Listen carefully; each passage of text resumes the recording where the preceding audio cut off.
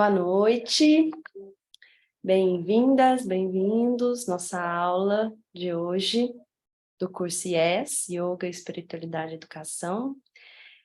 Hoje é nossa aula 12, o tema a gente continua com o Raja Yoga. Hoje nós vamos falar sobre os niyamas, tema muito interessante. Um agradecimento aqui à presença de todos vocês. Pedir para ficarem com os microfones fechados durante a aula, e no final a gente esclarece as dúvidas, né, que houver com relação a essa aula, e também se tiver alguma dúvida com relação às outras aulas, quem assistiu as gravações, né, quiser tirar alguma dúvida, aproveitar esse momento aqui do ao vivo, né, para a gente poder conversar um pouco mais. Então é isso. Boa aula. Passar a palavra para o Marcelo.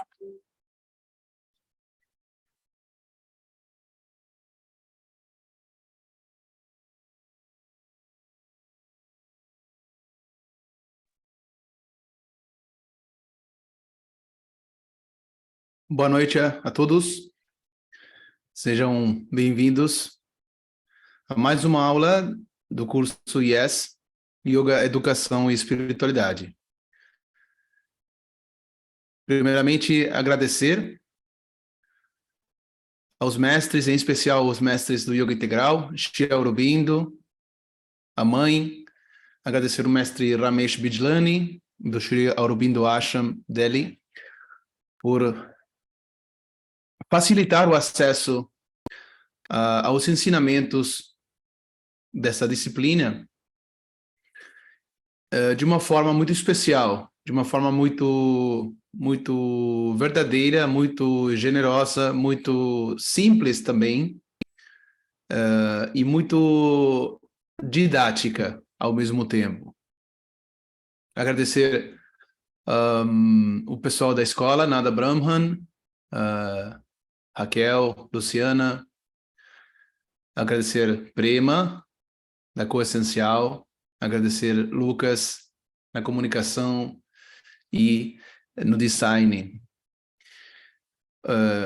Realmente, esse curso é feito, vamos dizer, é materializado graças ao apoio de todo mundo e, obviamente, de vocês que estão do outro lado, né? Sempre acompanhando. Então, também agradecendo a vocês. O tema de hoje, vamos continuar com as escolas de yoga que são parte do yoga integral, da síntese que é o yoga integral. Estamos abordando Raja Yoga, o rei dos yogas, nessa segunda parte que vamos nos introduzir nos niyamas. Então vamos lá para as apostilas, mas antes de continuar, vamos colocar a música, tá bom? A nossa musiquinha de cada dia, de cada aula. Então, para não esquecer, são só alguns breves minutinhos.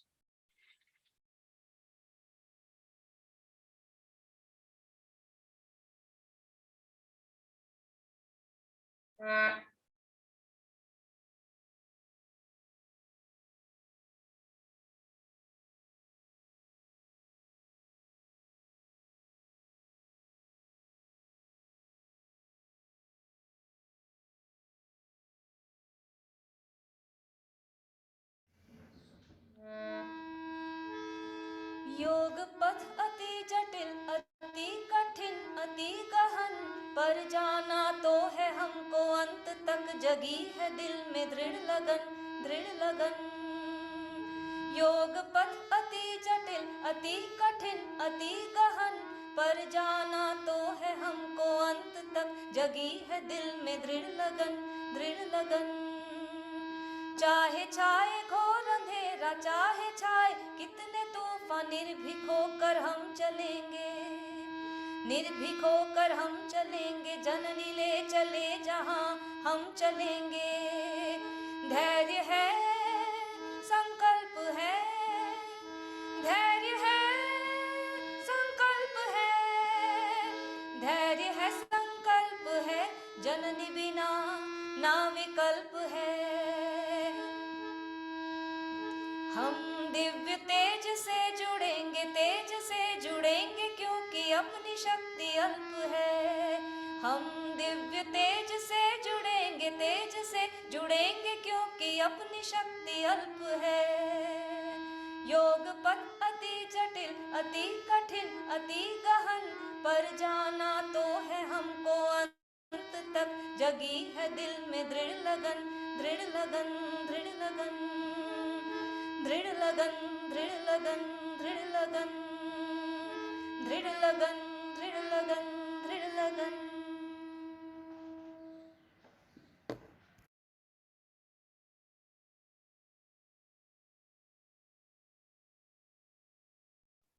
Muito bom. Depois a música, agora sim, vamos compartilhar as apostilas.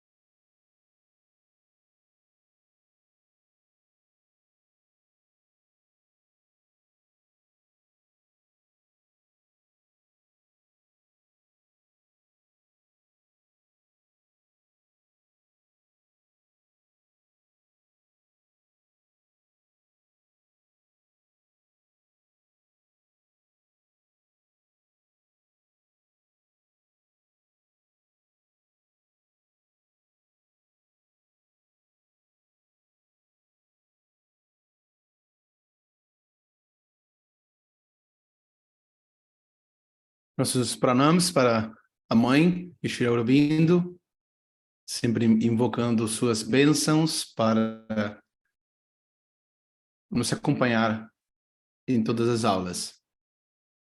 Bom, esse curso é parte do programa YES, Yoga, Educação e Espiritualidade. Lembrando que Yoga é educação, que a educação está incompleta sem a espiritualidade e que a espiritualidade na prática é Yoga. Esse programa YES, do qual esse curso é parte, mas o programa YES tem muitas outras coisas, é parte da celebração do 150 aniversário do nascimento de Shri Aurobindo e o 75 aniversário da independência da Índia. O tema de hoje, Raja Yoga, escolas de yoga, Raja Yoga, vamos falar sobre os niyamas, que quer dizer regra, e niyama quer dizer regra, uma regra. Esse curso é preparado pelo Dr. Ramesh Bijlani, de Shri Aurobindo Ashram, Delhi.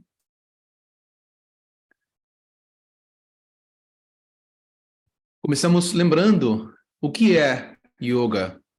Yoga, algumas coisas a gente vai sempre, né, tenta recapitular, tenta trazer de novo para a memória, né, para continuar, para uma forma mais fácil de apresentar os conteúdos e de aprofundar. E também é uma ajuda, né, para quem está ouvindo, né, nessa questão de insistir, né, escutar muitas vezes a gente aprende mais facilmente, assimila mais facilmente. Então, yoga é uma jornada rumo à autoperfeição, tá bom? Então,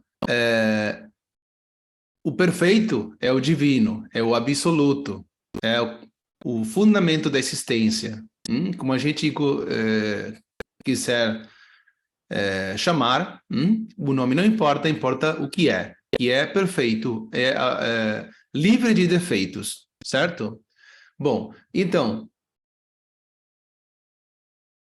quando o yoga fala de união, está falando disso, tá bom? Porque unir é unir duas coisas, pelo menos, tá bom?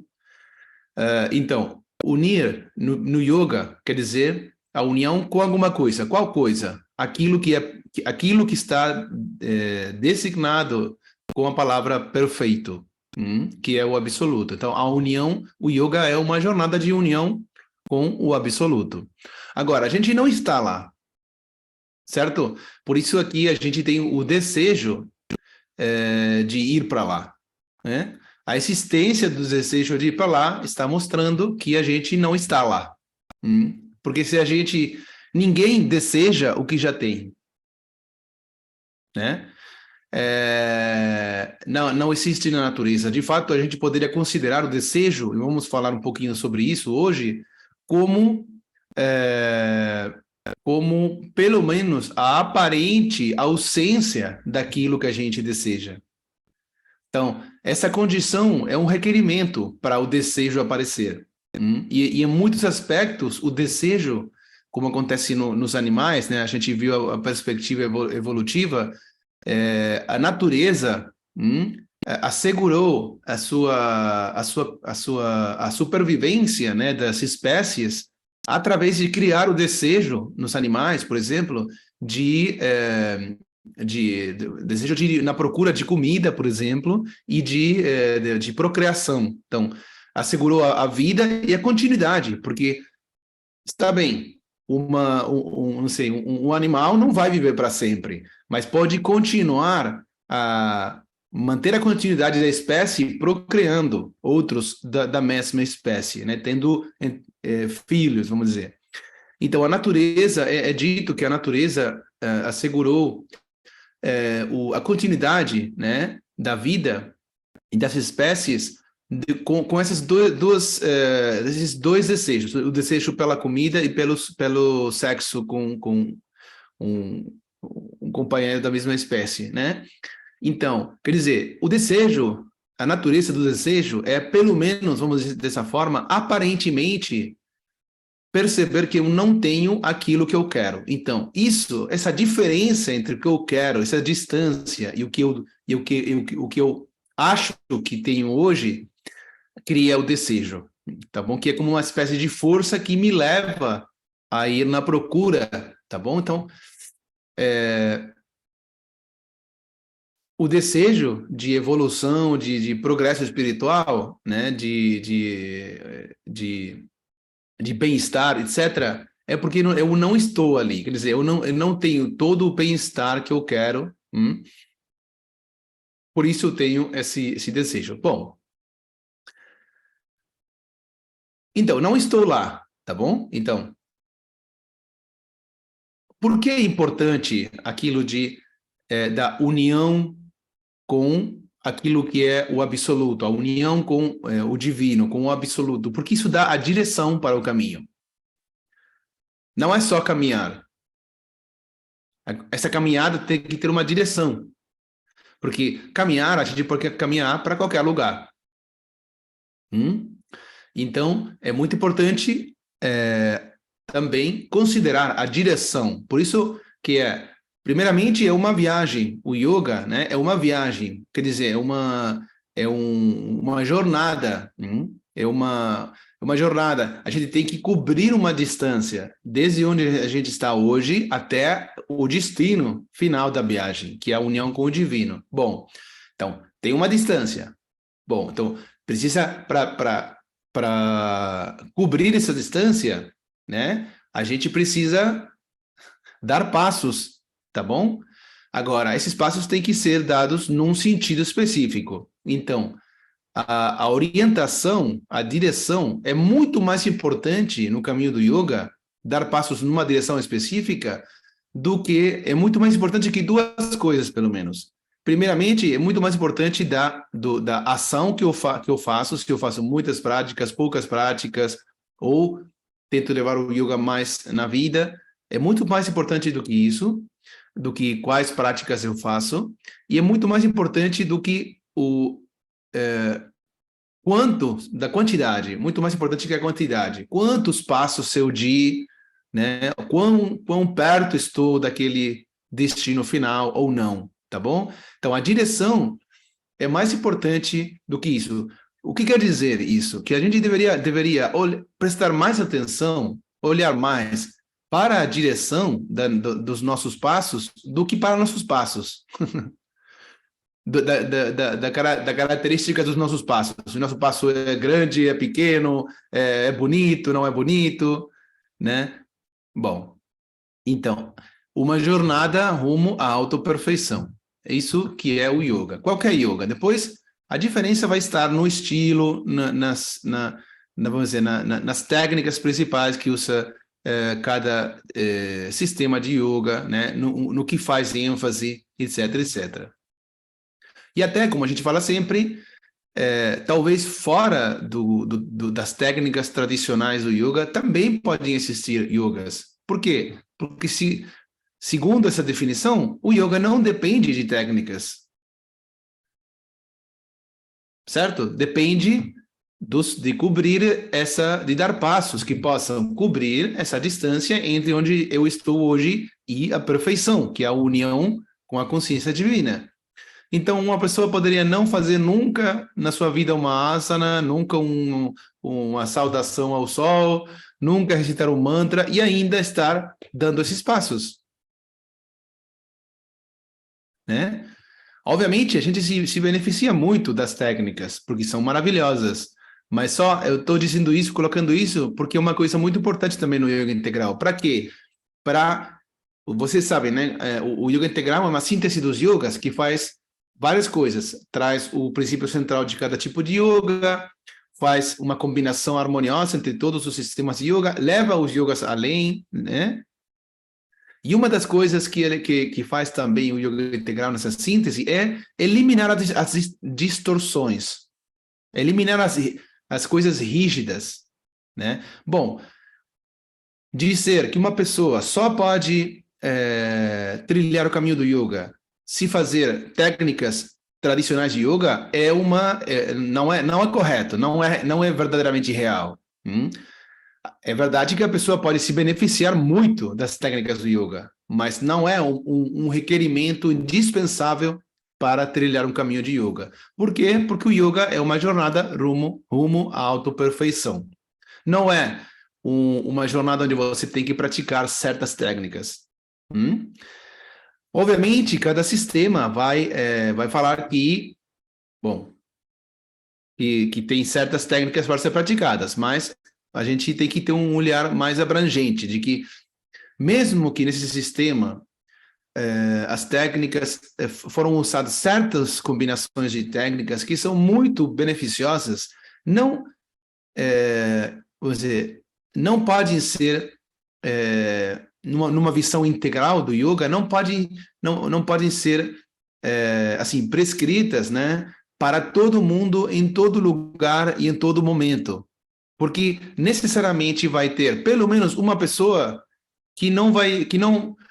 talvez que precise outra coisa diferente, né? Então, qualquer conclusão desse tipo, rígida, para todo mundo, em todo lugar, em todo momento, está viciada, né, de origem e vai cair sempre em algum tipo de complicação dessas. Então, uma jornada rumo à autoperfeição.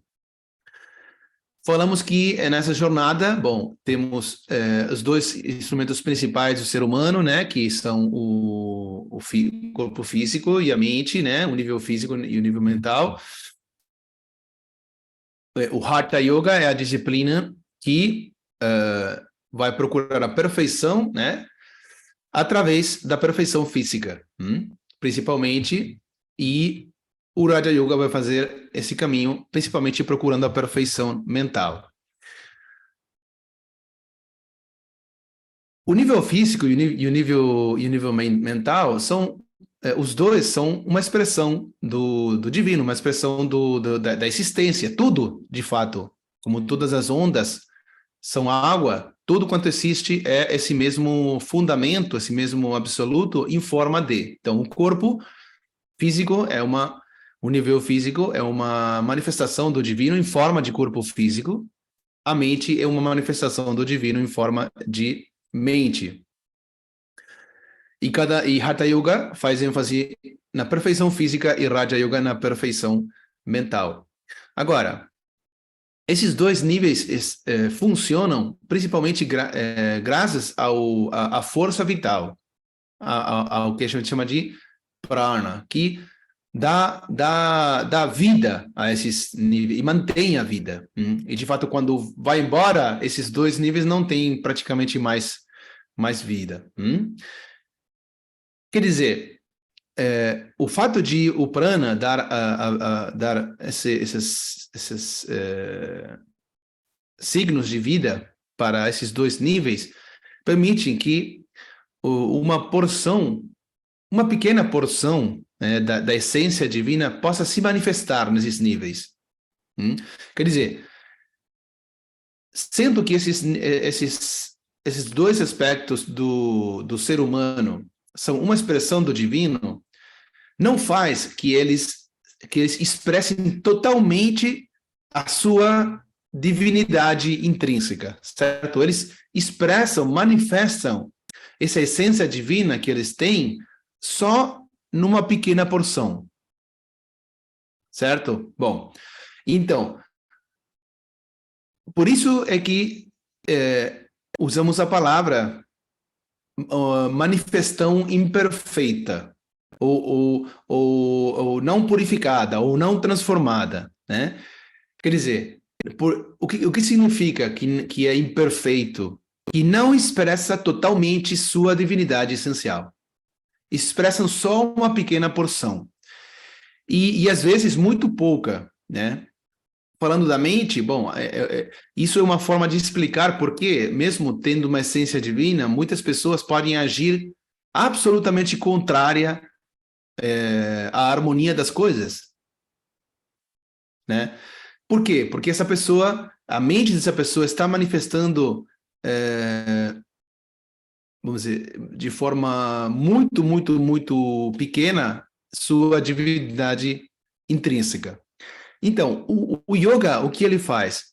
A jornada que a gente falou, né? Uma jornada rumo à autoperfeição. Essa jornada, o que acontece nessa jornada? Os passos vão na direção da união, vão propiciando o que a gente chama de progresso espiritual. Lembram? Falamos, crescimento da consciência. Que outra frase usamos? Crescimento pessoal.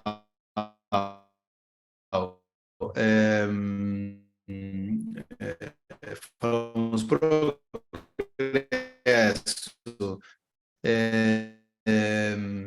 Todas essas frases do divino. Tá ok? Áudio, vídeo. Beleza. Deu aqui parece que deu uma falha. Bom, então, nesse processo que é gradual, o que acontece na medida que a gente vai chegando, vamos dizer, mais perto do divino, do perfeito, da união com o absoluto, a gente vai expressando cada vez mais. Outra forma de olhar para o mesmo processo é manifestar cada vez mais essa perfeição, essa divindade essencial, tá bom? Então, quer dizer, na medida que a gente vai dando esses passos, vai progressando espiritualmente, vai expressando mais daquela divindade intrínseca do ser humano, esses níveis vão se, entre aspas, lembra a palavra, autoaperfeiçoando, se eu posso usar essa expressão. Então, às vezes a gente fala, o yoga é um caminho de autoaperfeiçoamento, que se diz de gradualmente virar cada vez mais perfeito. O que quer dizer isso? Gradualmente virar cada vez mais, funcionar cada vez mais à luz da alma. Gradualmente funcionar cada vez mais em união com a alma, que é a expressão do divino, tá bom? Então, isso é o que quer dizer o assunto. E, bom, e esse processo de deixar de funcionar, vamos dizer, ou deixar de expressar muito pouco dessa divindade essencial e passar a expressar cada vez mais, esse processo é chamado de purificação, de transformação. Tá bom? Então, são conceitos que a gente fala muito no dia a dia, no yoga, até, talvez nas aulas.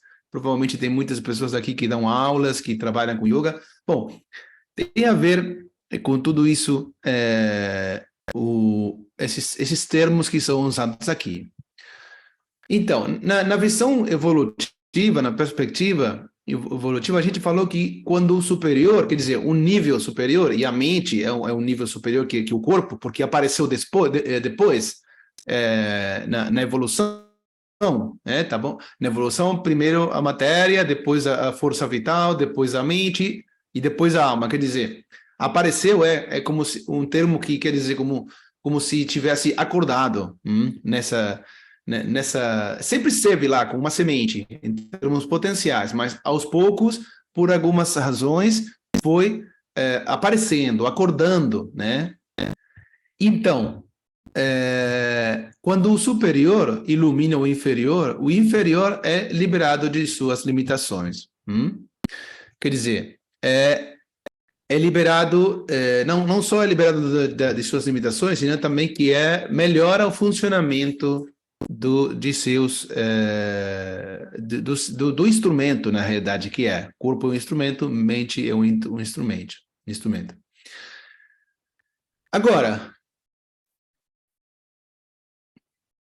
quer dizer, quando o nível superior, por exemplo, a força vital, mais a força vital, que é um nível superior ao corpo, se expressa no corpo, então propicia um melhor funcionamento do corpo e ajuda ao corpo a se liberar de suas limitações, como a gente colocou outro dia na aula de Hatha Yoga, a preguiça, a doença e o envelhecimento. Agora, a mesma coisa acontece com a mente, né? Quando a alma se expressa de forma maior, uma porção maior da luz da alma é expressada na mente, então acontece a mesma coisa. A mente melhora o funcionamento do seu instrumento e é liberada de suas limitações. Agora, vamos dar um passo a mais hoje para falar da mente, tá bom? Porque depois isso vai ajudar a gente a falar dos niyamas. A mente tem duas funções básicas, que é o pensamento e o sentimento. A gente falou um pouquinho já sobre isso, mas vamos aprofundar um pouco mais. Agora, os sentimentos funcionam de uma forma na qual são atraídos para aquilo que se sente bem, né? Que se sente bem. Mas o que se sente bem, o que traz um certo, vamos dizer, bem-estar, se eu posso usar essa palavra, ou talvez, não sei se é a melhor palavra, o que é gostoso, vamos dizer, não necessariamente é bom para nós. Quer dizer, se eu posso usar essa palavra, senão vocês me corrijam, o que é gostoso não necessariamente é bom para nosso desenvolvimento espiritual, tá bom? Mas os sentimentos vão na procura disso, porque se sentem atraídos por natureza, aquelas coisas que são gostosas. Então, existem duas palavras em sânscrito que ilustram um pouco isso. Uma é Shreyas, que quer dizer o que é bom para nós, como seres humanos, e Preyas, que significa o que se sente bem, o que é gostoso, vamos dizer. Então,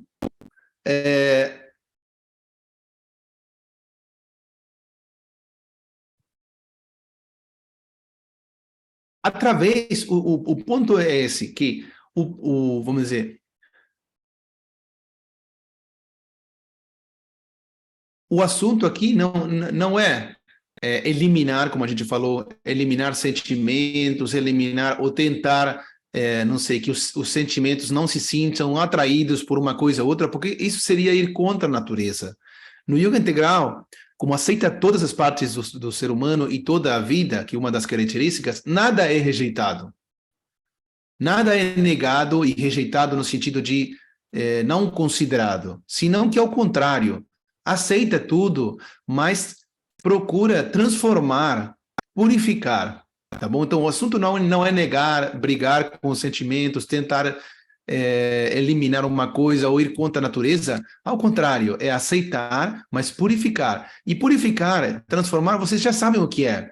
É que essa dimensão do ser humano possa funcionar cada vez mais à luz da alma. Então, normalmente, o que acontece na vida do ser humano, até bastante longe no caminho, é que o ego está presente, dominando sua vida. O que não é ruim, mas chega um momento que pode virar um grande obstáculo. Mas até certo ponto, o ego é até necessário.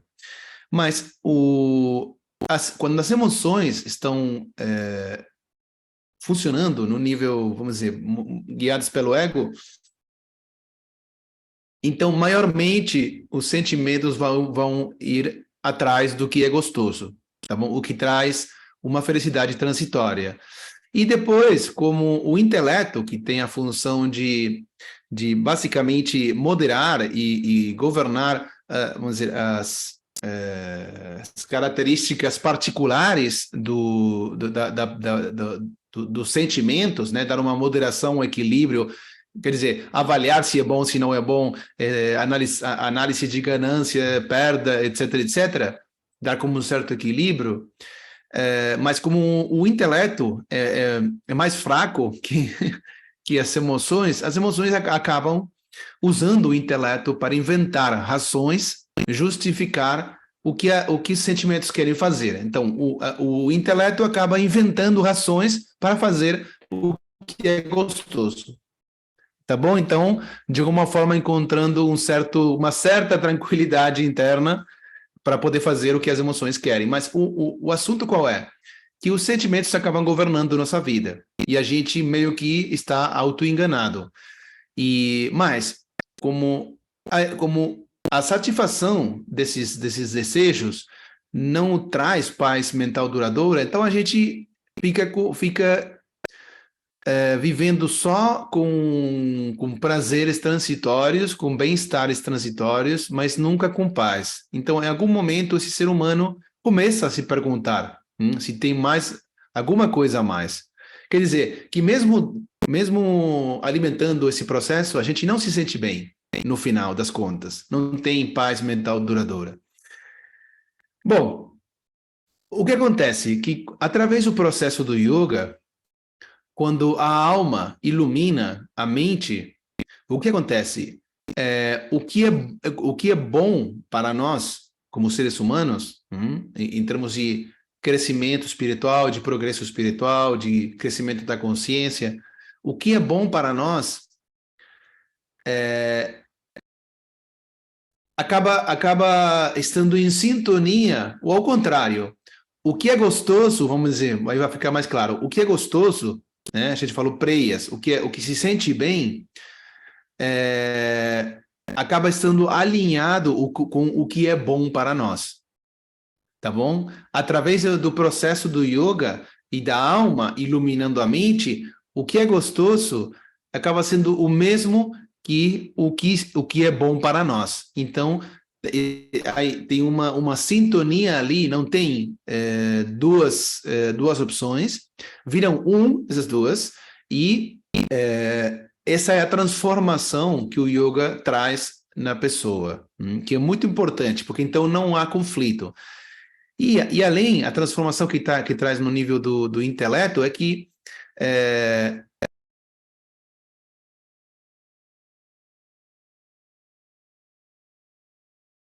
Peraí, vamos também com os sentimentos para não esquecer esses aspectos. Então, temos que a união entre o que o que se sente bem e o que é bom dá uma ausência de conflito, tá bom? Isso só pode acontecer com uma guia mais profunda que a mente, tá bom? Que é a guia da alma, a mente iluminando a alma iluminando a mente. Agora, eu queria falar isso, porque vamos precisar disso depois para quando falemos dos desejos.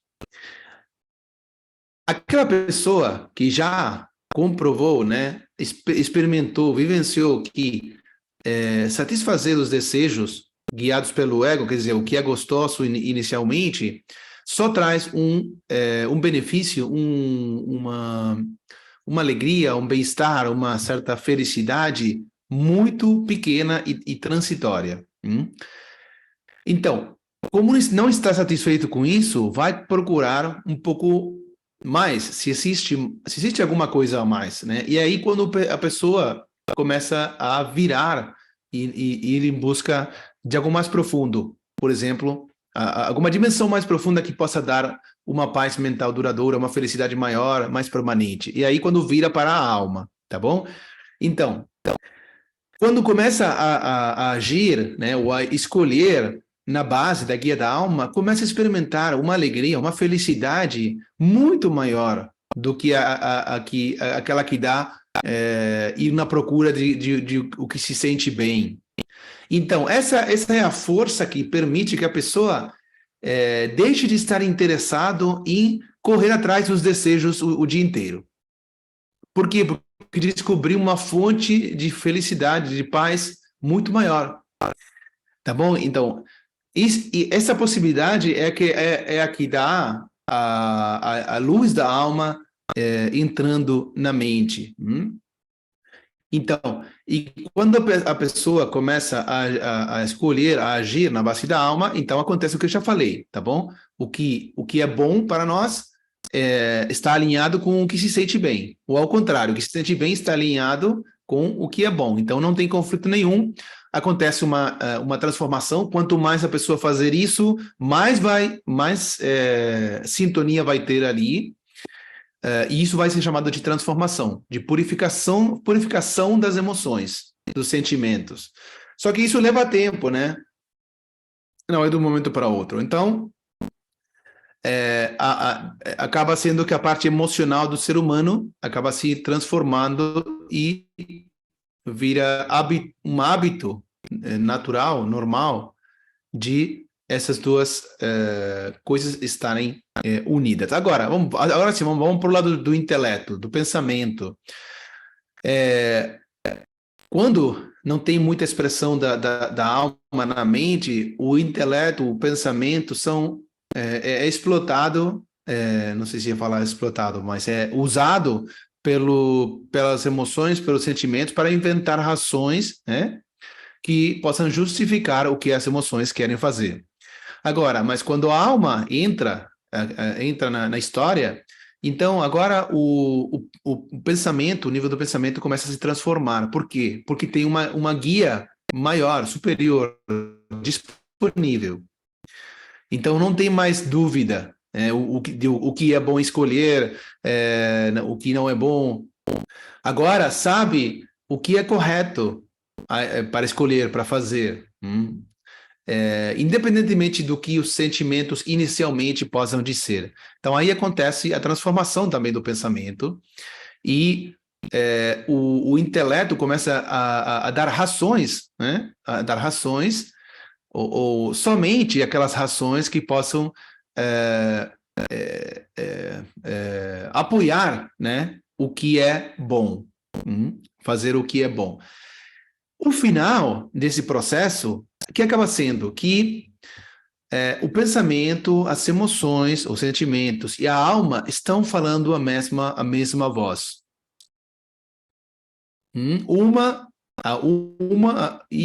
A mesma voz. E como a gente chama disso? União. União de quê?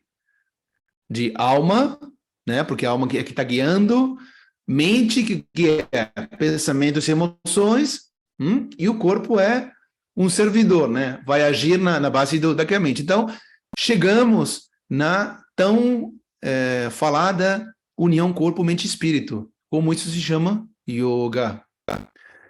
Então, o que a gente tem que ver é que isso leva tempo e precisa de uma transformação. E essa transformação só pode acontecer quando um nível superior entra na história. Quer dizer, se a mente não receber a guia da alma, não tem como essa purificação acontecer, por mais técnica que a gente fizer. Então, é importante ver, vamos dizer, toda a questão de uma forma integral, ver o que é preciso fazer para que aquilo aconteça, qual é o lugar das técnicas, qual é o lugar, não sei, da purificação, qual é o lugar da transformação, qual é o lugar da alma, o que é a mente. Tudo é importante para poder fazer o melhor de tudo isso. Mas com certeza não pode ter uma união, porque a união de 10 minutos na aula não é união, tá bom? É um estado de união, tá bom? Quando você fala de união, unificação, união, integração, é uma coisa que parece que é mais permanente que um estado de 15 minutos, né? Porque a natureza dos estados é qual? Vir, depois ir embora. Bom, alcançar alguma coisa é chegar ali e permanecer ali, tá bom? Certo? Então, a unificação só pode acontecer se a mente, a alma e o corpo estiverem falando o mesmo idioma. Isso é o que a gente expressou agora. Bom, mesma coisa, né? Hatha Yoga, a força vital ilumina o corpo, Raja Yoga, a alma ilumina a mente. Agora vocês podem entender ainda mais essa visão. O texto clássico do Raja Yoga são os Yoga Sutras de Patanjali, não? Mesmo que mencionamos na aula anterior, Swami Vivekananda, na tradução e comentários desse livro, no capítulo Raja Yoga, Conquistando a Natureza Interna. Aliás, o livro, né? Pensei no capítulo porque tem um livro maior que tem vários capítulos, e um capítulo é esse Raja Yoga, mas esse livrinho aqui é só de Raja Yoga. Falamos na aula anterior, 3 formas de chamar Raja Yoga, uma é Raja Yoga mesmo, outra é o Yoga de Patanjali, outra é Ashtanga Yoga. Os 8 membros, isso é importante, né? Ashtanga quer dizer 8, Ashta, 8, Anga quer dizer membros. Componente, posso usar essa palavra em português? Componente? Sim, componentes. Não é passos, tá bom? Porque passos dão uma ideia errada sobre o assunto. Mas, ao mesmo tempo, tem uma lógica, né? O desenvolvimento dos 8 membros deve ser como uma árvore, né? Tudo ao mesmo tempo vai se ampliando, mas ao mesmo tempo tem uma lógica, né? Primeiro a raiz, depois o tronco, depois os galhos, né? Tem uma certa lógica necessária para tudo. Então, Yama Niyama são os primeiros 2 e com certeza dão um fundamento para a questão. Mas como Yama Niyama, o desenvolvimento de Yama Niyama é para uma vida inteira, é para a vida inteira, então não precisa, se fossem passos, a gente não poderia nem passar para o passo 3, para a asana, porque realmente completar Yama Niyama no 100%, né? Leva mais de uma vida, então a gente não poderia nem passar para a asana. Então, é verdade, a gente falou dos 5 yamas, né? Quem pode ser realmente totalmente não violento, 100% verdadeiro, 100% asteia, não roubar, 100% movimento, né? No sentido do absoluto, não acumular, 100%, não estou falando nem 99,9%, 100%, quem pode fazer isso? É uma coisa que pode levar, com certeza, mais de uma vida. Então, se fossem passos, a gente não poderia nem ir para o terceiro. Agora, como não são passos, são membros, então, na medida que a gente vai desenvolvendo os yamas e os niyamas, a gente vai fazendo as práticas que têm a ver com os seguintes membros, né? Seguintes angas. Então, os 8 são esses que estão aqui, que mencionamos na aula anterior. Então, lembrando dos yamas, as restrições, ahimsa, né? Não violência, satya, a verdade, né? Não mentir, asteya, não roubar, brahmacharya, movimento em direção ao divino, e aparigraha, não acrescentar as nossas posses. Agora vamos para niyama. E niyama é importante entender o que significa niyama, né? Significa, em termos simples, regra, uma regra. E o Sri Aurobindo fala, uma regra que pode ser alterada por todos ao seu bel prazer, não é uma regra, né? E por que, vamos dizer, é trazida essa frase aqui?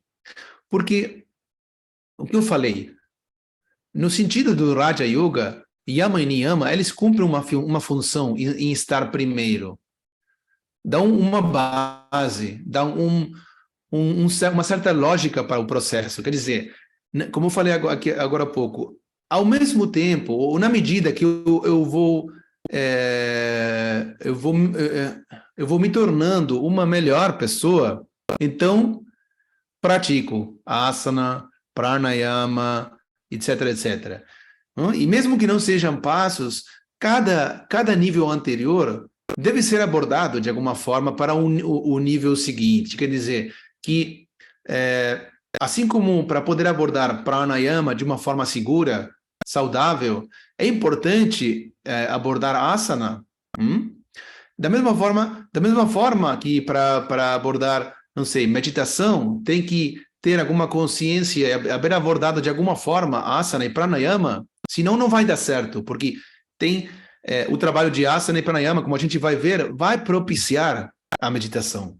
Então, não são passos, mas o nível anterior tem que ser abordado para que o nível posterior possa ser explorado de uma forma mais segura e saudável. Então, para começar com asana, se a gente aplica o mesmo princípio com asana, então, antes de praticar asana, a gente tem que ter abordado yama niyama.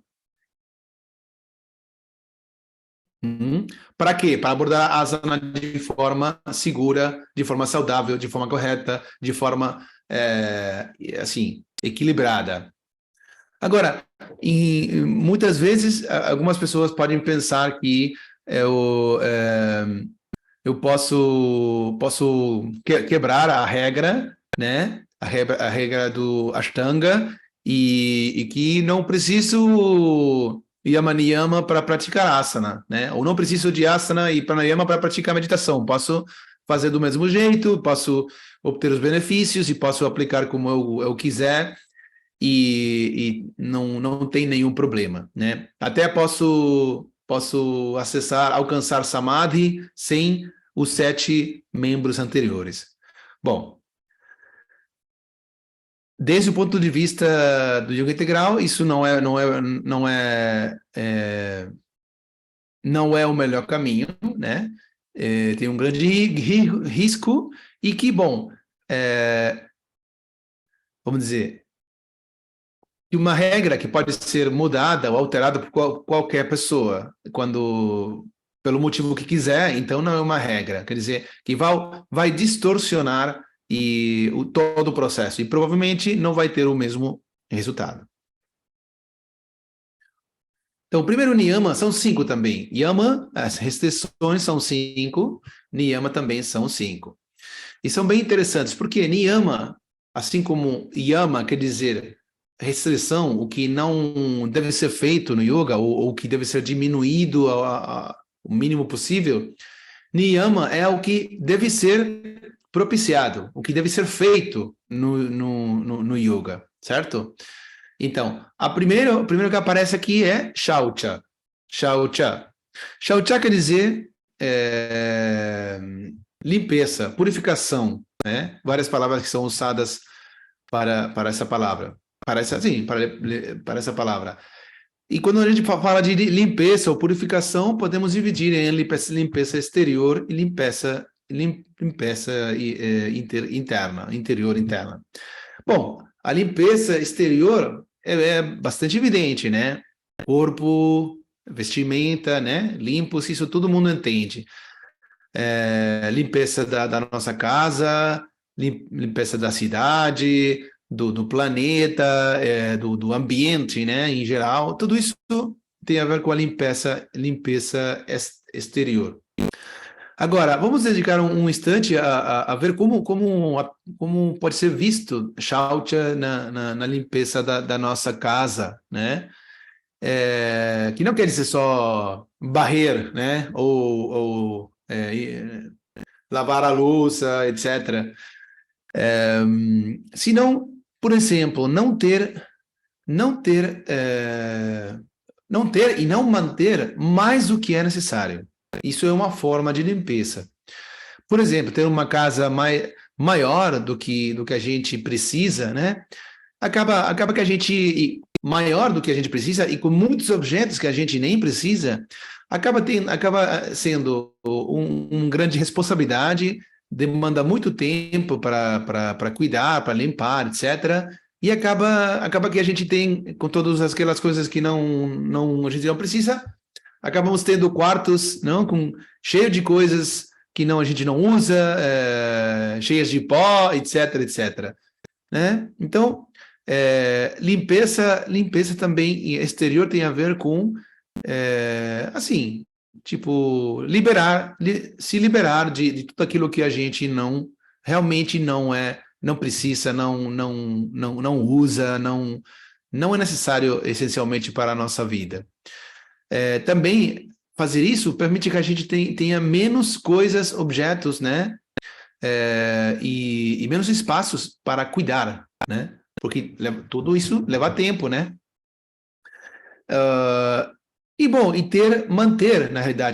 Manter só o que é necessário para a nossa vida, certo? Mas não isso, não só manter, senão manter de uma forma específica. Como? Bem organizada.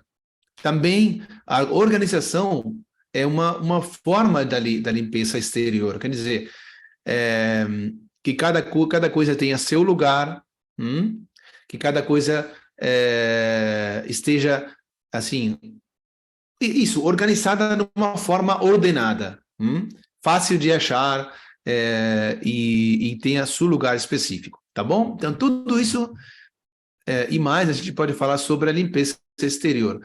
Agora, a limpeza interna tem a ver com a purificação dos pensamentos e as emoções. Por isso eu falei que é importante aquilo, porque vamos falar disso agora.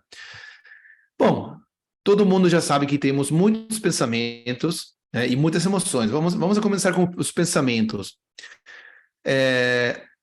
Uma coisa parecida com a limpeza exterior, a gente pode fazer na nossa mente. Quer dizer, de todos os pensamentos que a gente tem no dia a dia, eliminar aqueles que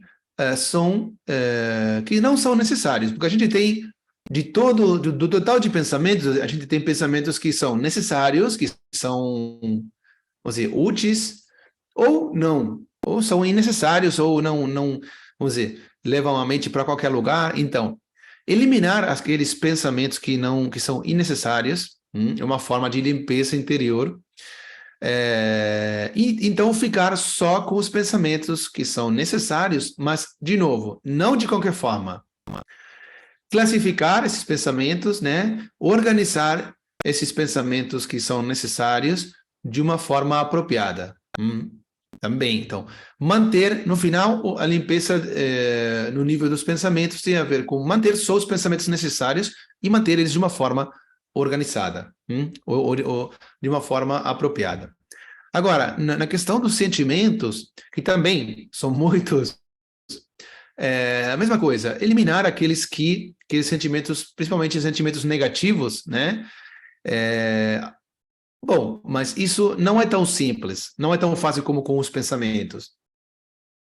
Então, o que a gente faz, e falamos um pouquinho sobre isso anteriormente em outras aulas, que esses sentimentos negativos, como não são tão fáceis de eliminar, então a gente tenta, primeiro passo é reemplaçar esses sentimentos por os seus opostos.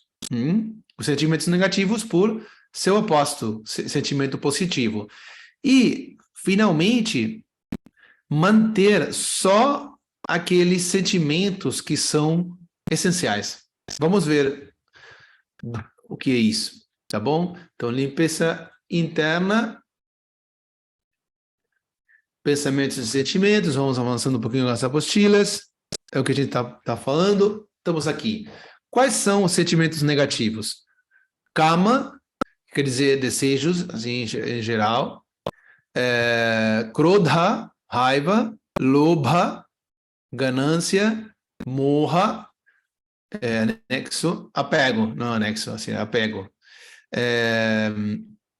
Ahankara, arrogância. Matsarya, ciúme. Tá bom? Então, reemplaçar, ou substituir essa palavra, substituir desejos, kama, por o contentamento. Vamos falar sobre o contentamento um pouco mais.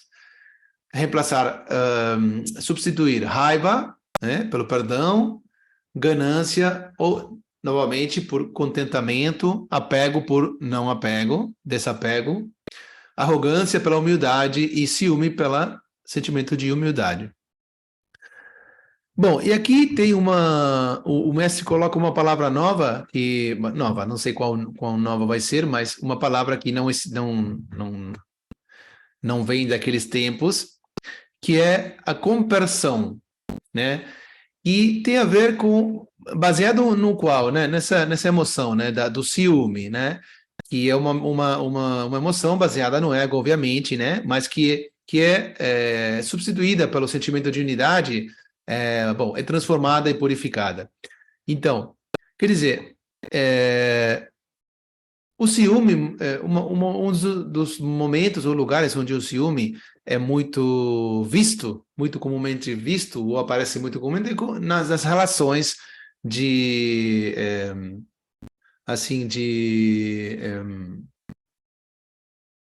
nas relações humanas, certo? Mais íntimas, menos íntimas. Então, essa palavra compersão é uma palavra usada em termos mais recentes pela psicologia, nos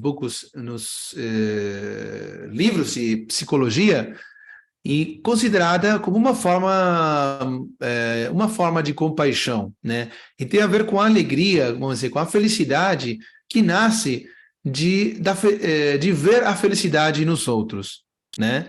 Então, em termos do yoga integral, né, é considerado uma expressão da nova consciência que vem emergendo, né, desde muitas décadas atrás, né, essa nova consciência que vai aparecendo tem como perfume esse tipo de sentimentos, e sentir felicidade só por ver a felicidade do outro, né? E muito mais difícil de sentir isso é com um companheiro, uma companheira, né? Numa relação mais íntima, etc. Então, um dos melhores e menos esperados resultados da nova consciência emergente é a consciência que tornará o mundo um lugar melhor para se viver. Quer dizer, a felicidade que a gente sente por ver ou perceber a felicidade dos outros com outra pessoa, por exemplo. Que essa felicidade é uma expressão também de amor. O amor é uma expressão da unidade. Então, vamos dizer, é um sentimento finalmente de união, né? de compaixão. Em relação a isso, a limpeza dos sentimentos, né? Que falamos substituir os sentimentos negativos pelos positivos e finalmente manter só os sentimentos essenciais, tá bom? Então, é nesse sentido que aqui falamos da emoção única em palavras da mãe. Quer dizer, a única emoção para ser mantida. Quer dizer, e aí a frase da mãe: amor para quem? Para o divino. Para o resto, bondade sem ego e boa vontade. A ideia dessa frase é que reservar o amor para o divino e para o resto do mundo, a bondade sem ego e boa vontade.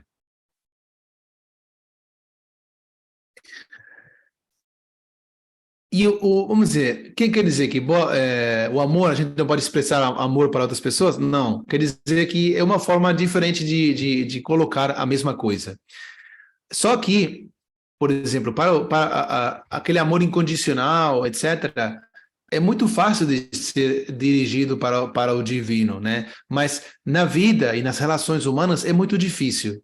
Então, quando a gente pensa numa bondade sem ego e boa vontade, é uma forma mais prática de expressar esse mesmo amor, mas sem apego. Então, seria o mesmo amor, mas sem apego.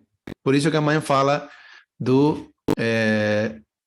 para o resto, boa vontade sem ego e bondade sem ego e boa vontade.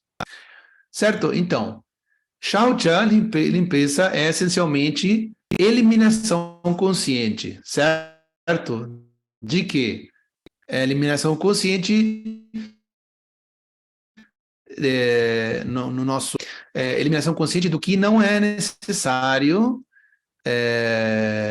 não é essencialmente necessário no nosso ambiente, no nosso exterior e no interior, nos pensamentos e nos sentimentos. Não só eliminação consciente, senão organização ordenada do que resta. E o que resta o que é necessário e o que permanece.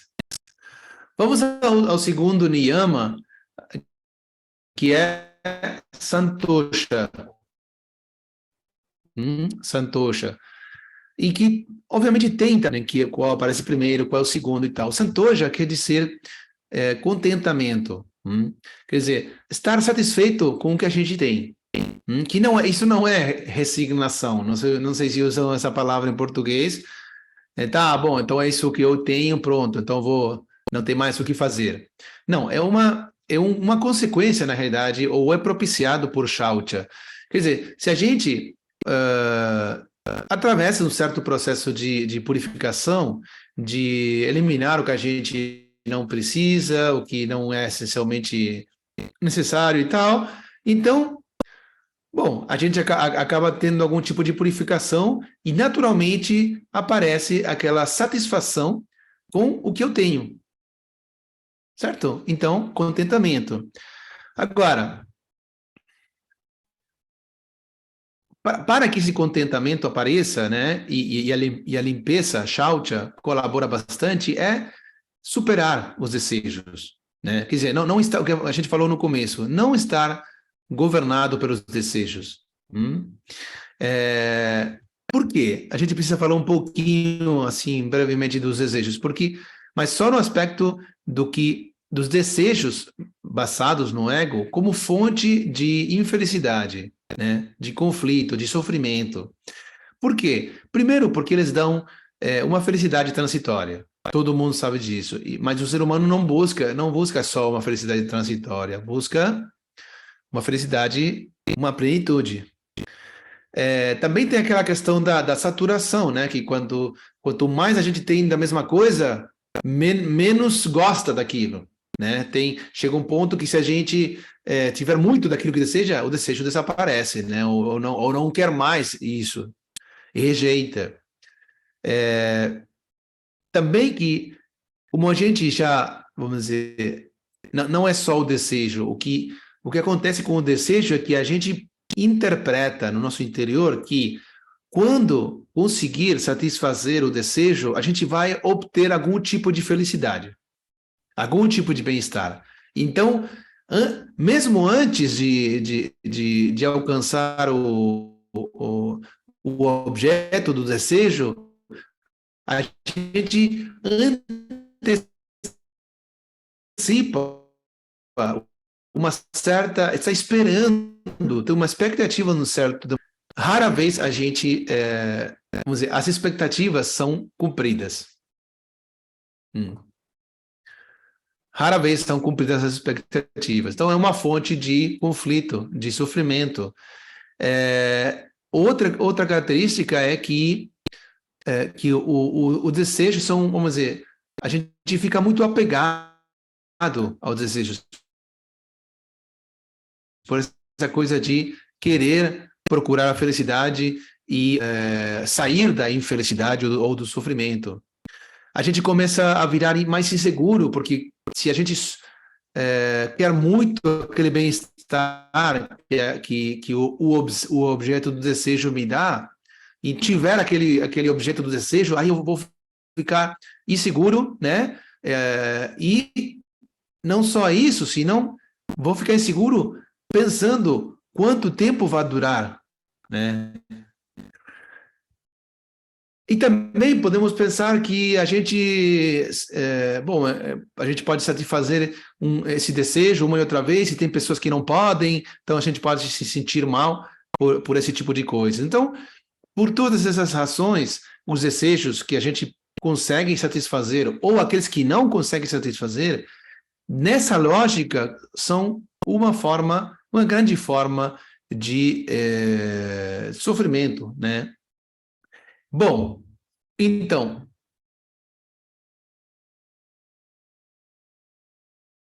esse é o porquê, né, ninguém quer o sofrimento, todos queremos transcender o sofrimento. Bom, essa lógica dos desejos são, vamos dizer, são formas nas quais esse funcionamento pode trazer e prolongar, né, o sofrimento. Agora, como a gente vai fazer essa superação dos desejos? Bom, obviamente que, vamos dizer,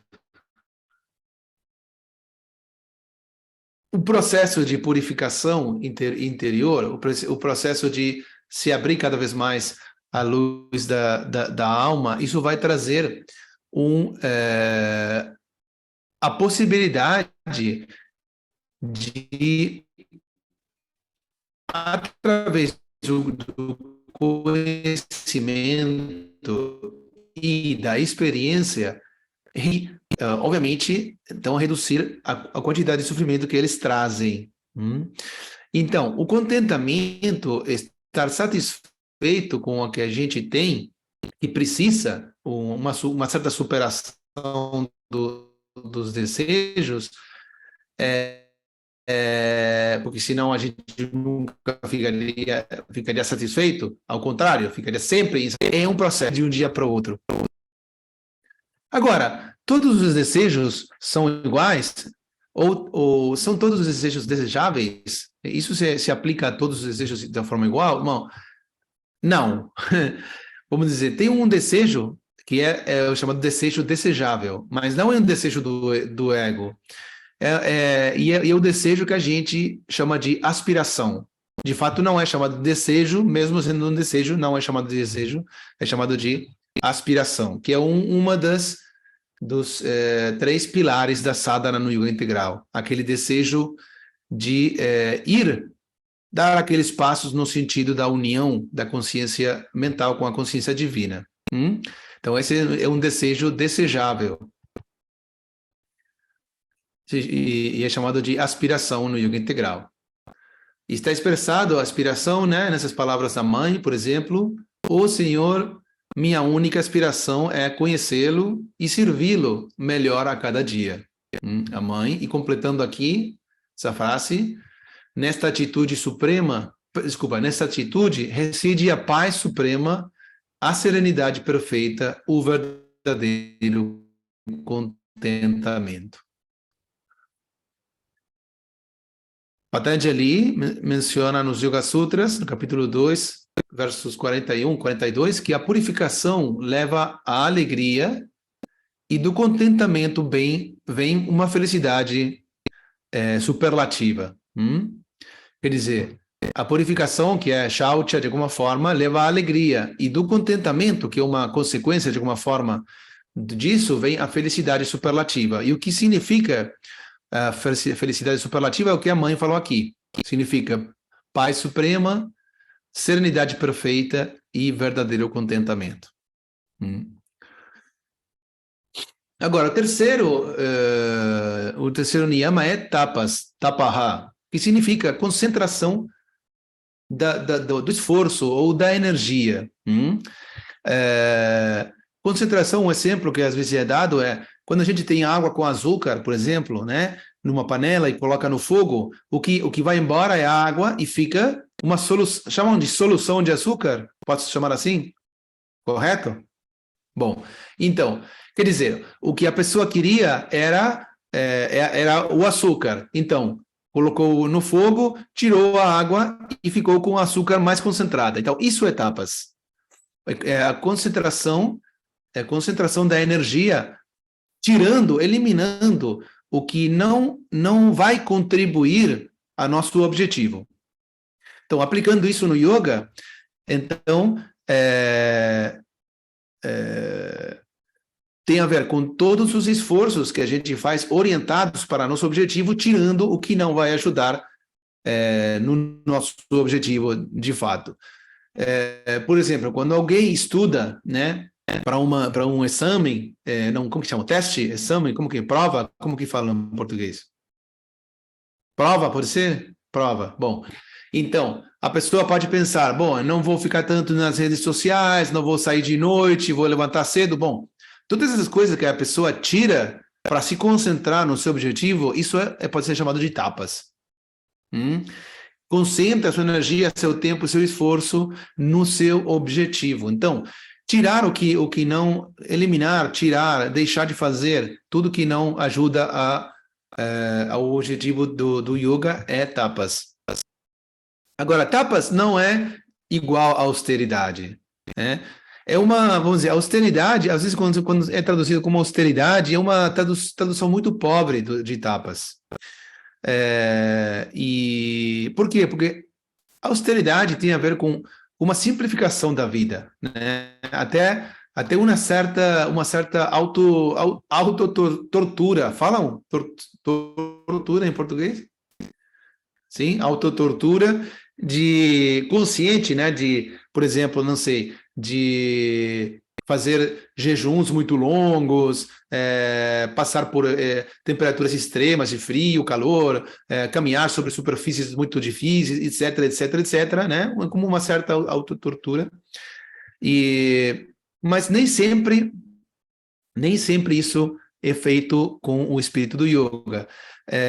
E nem sempre é feito para um objetivo espiritual, né? Pode até ser feito para um objetivo do ego, que é, como os mestres falam às vezes, que muitas vezes os motivos por trás das austeridades tem a ver com o ego sádvico, né? Sabe, aquela sattva, rajas, tamas, as três qualidades da natureza, são as três qualidades. Sattva tem a ver com equilíbrio e harmonia, mas também tem seu ego, vamos dizer, tá bom? Então é falado que tem a ver com o ego sádvico. Pode ser pelo ego sádico, por uma questão filosófica, né, que a pessoa faz, ou até por vaidade. Então, tapas não é austeridade. Seria uma tradução muito pobre disso. E tapas é muito mais, é concentração do esforço, da energia. Correto? Bom, tapas com certeza leva à simplicidade, mas nem toda simplicidade é tapas. Por quê? Pelo que a gente falou. Simplicidade na vida pode ter outro motivo que não seja espiritual. Então, nem toda simplicidade é tapas. O quarto niyama é swadhyaya. Swa quer dizer assim, interior, pessoal, né?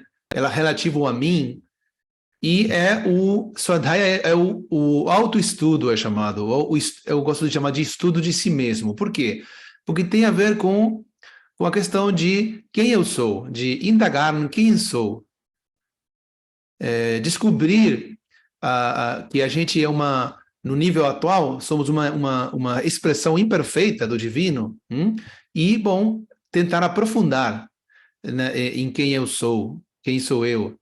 E, bom, também, quando a gente vai descobrindo a nossa verdadeira essência, que é o absoluto, é o divino, também vai descobrindo que o resto da existência é uma expressão do divino, então é capaz de reconhecer a união por trás de tudo.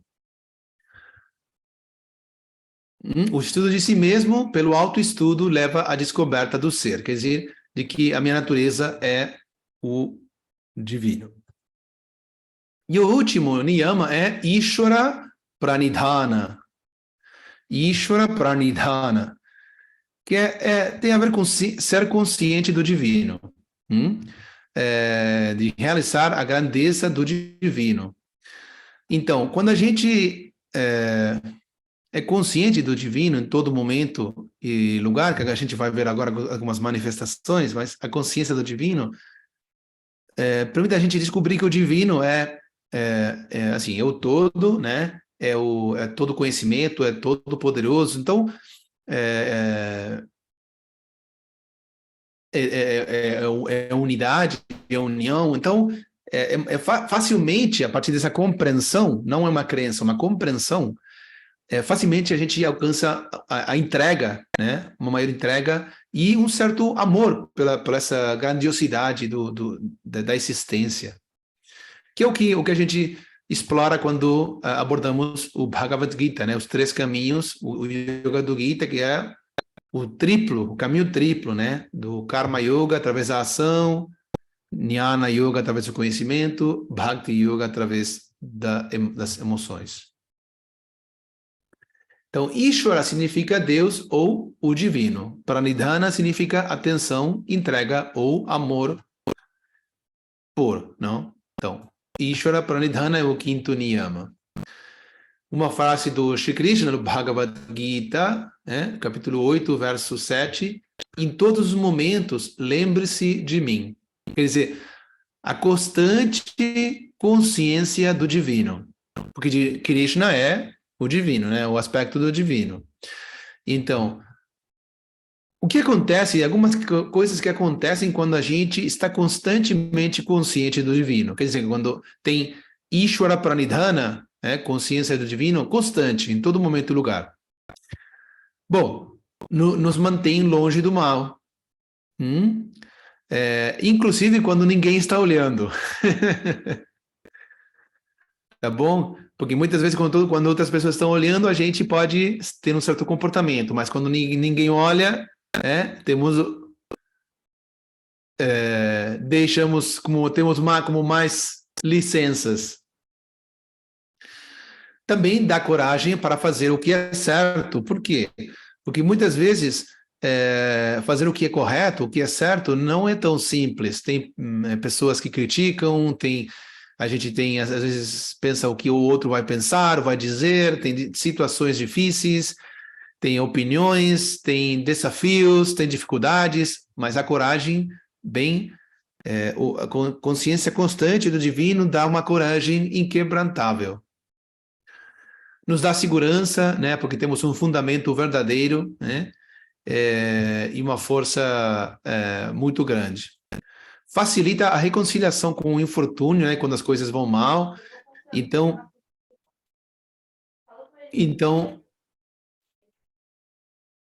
tem alguém aí com o microfone aberto, parece. Os altos e baixos da vida, né, que se a gente não estiver consciente com aquela visão, né, espiritual do mundo que a gente falou, a gente vai sempre se perguntar, por que a mim, por que isso aconteceu para mim, por que se eu sou uma boa pessoa, eu faço isso, faço aquilo. Bom, esse tipo de perguntas acontecem como consequência de não estar constantemente consciente do divino, do absoluto, da visão espiritual do mundo, né? Então, facilita a reconciliação com os altos e baixos da vida. E, por último, nos transporta para o Ananda, né? A bem-aventurança, que é também inquebrantável, que nada pode tirar, tudo fica... nada pode obstruir. Então, tudo isso vem com a lembrança constante do divino na nossa vida. Então, integrando, temos os 5 niyamas, as regras: shaucha, limpeza; santosha, contentamento; tapas, concentração do esforço; swadhyaya, autoestudo; e ishvara pranidhana,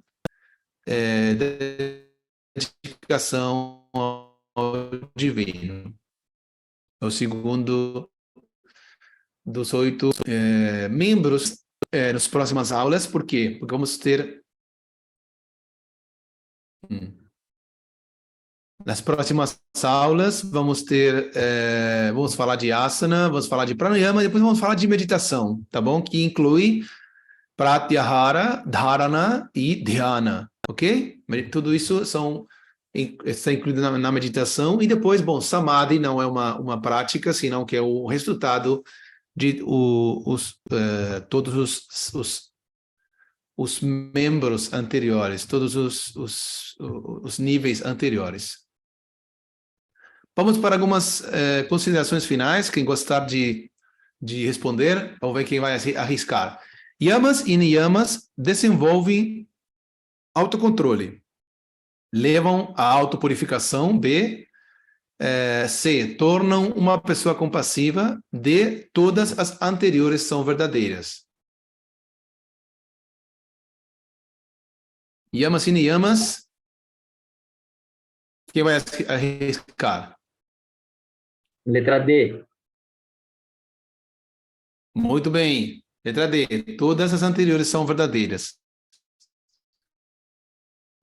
Yamas e niyamas desenvolvem autocontrole claramente, levam à autopurificação, que é necessária para os seguintes níveis, e tornam uma pessoa compassiva, ou mais compassiva. Quer dizer, com tudo isso, com essas três, quer dizer, a gente poderia resumir em que a pessoa vira uma boa pessoa. E se já era uma boa pessoa, vira uma melhor pessoa.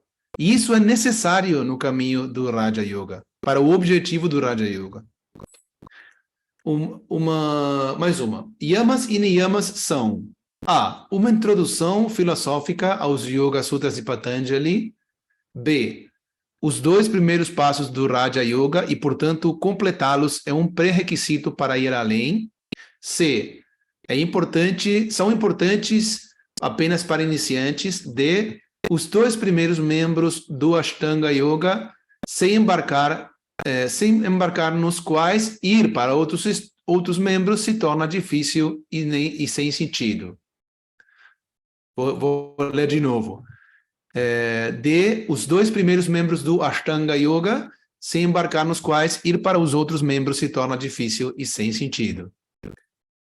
Quem vai arriscar?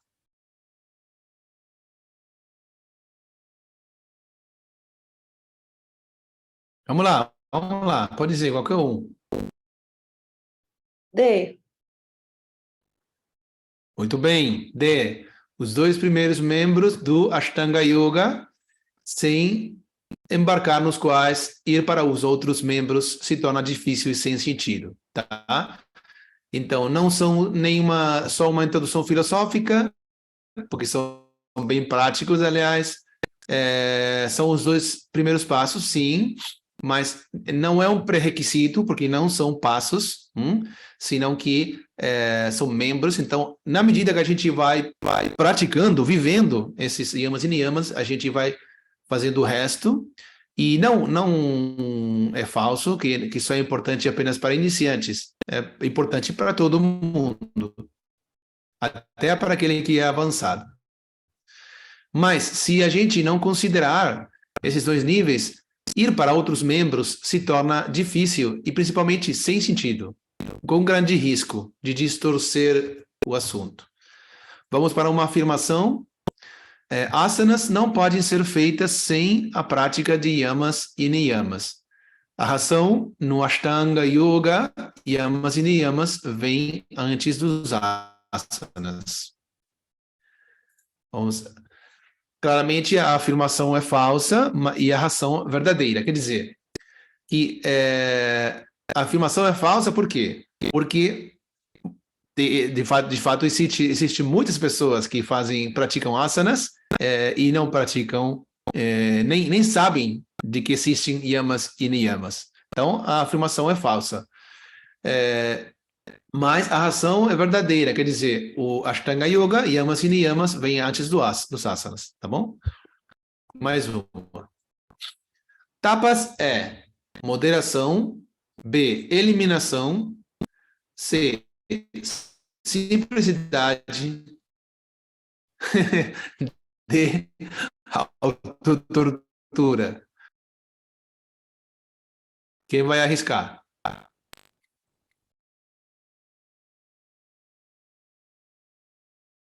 Será B?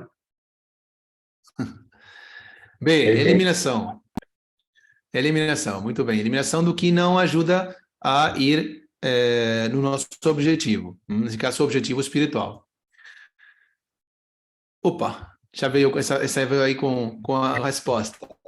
O único contribuinte indispensável para a descoberta do ser é estudar as escrituras, B, ouvir discursos, C, caridade, D, a graça do divino, né? Quer dizer, a única coisa indispensável para descobrir a nossa essência não é nenhuma ação, porque nenhuma ação pode nos levar lá. As ações podem talvez ajudar, mas na realidade a única coisa indispensável é a graça do divino. Sem a graça do divino não acontece. Mas uma afirmação: é impossível praticar yoga sem acreditar em Deus. E a razão, no Ashtanga Yoga, Ishvara Pranidhana, ser devotado ao divino, é um dos niyamas. Então, a afirmação é falsa e, de novo, a razão é verdadeira. Quer dizer, tem muitas pessoas que praticam yoga e não têm nenhuma crença em Deus, ou talvez contrária. Então, não é falsa. Mas, bom, na Ashtanga Yoga, Ishvara Pranidhana é um dos niyamas, né? Isso é verdade. Mas não é, a razão não alcança, essa razão não alcança para transformar em verdade a afirmação. Bom, temos então as leituras sugeridas. Capítulo 3, novamente, Raja Yoga, Cuidado da Mente, do mestre Ramesh Bijlani. Mas completamente a síntese do yoga, a introdução, capítulo 4, os sistemas de yoga, parte 2, capítulo 28. Lembrando que esses livros estão disponíveis para download no sriaurobindoashram.org. Artigos desse livro, do mestre Ramesh, Sabedoria Espiritual em Pequenas Doses, que vamos compartilhando semana a semana, também tem a ver com o tema dessa aula. Uma foto do Sri Aurobindo Ashram em Delhi. Comentários, perguntas para contato com o essencial, gmail.com. Gratidão aos mestres e obrigado.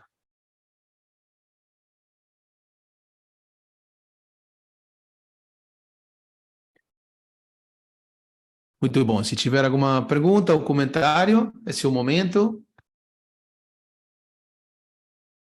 E se não, podemos finalizar a aula e a semana de aulas com a música para escutar.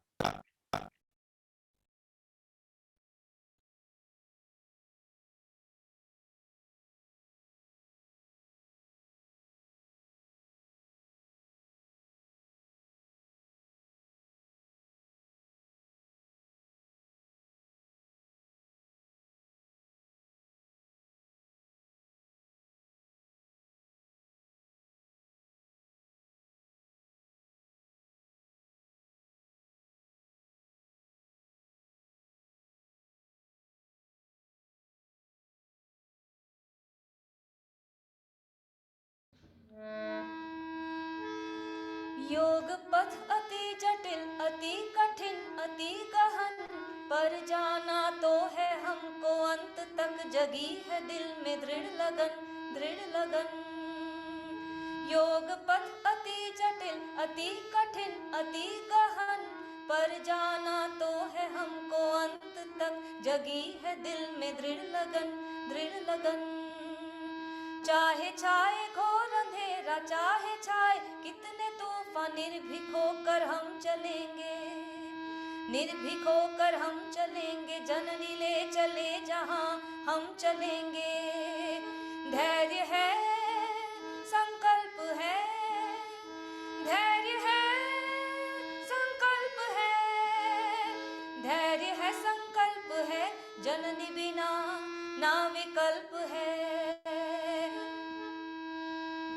हम दिव्य तेज से जुड़ेंगे क्योंकि अपनी शक्ति अल्प है। हम दिव्य तेज से जुड़ेंगे क्योंकि अपनी शक्ति अल्प है। योग पथ अति जटिल, अति कठिन, अति गहन, पर जाना तो है हमको अंत तक। जगी है दिल में दृढ़ लगन, दृढ़ लगन, दृढ़ लगन, दृढ़ लगन, दृढ़ लगन, दृढ़ लगन, दृढ़ लगन, दृढ़ लगन, दृढ़ लगन।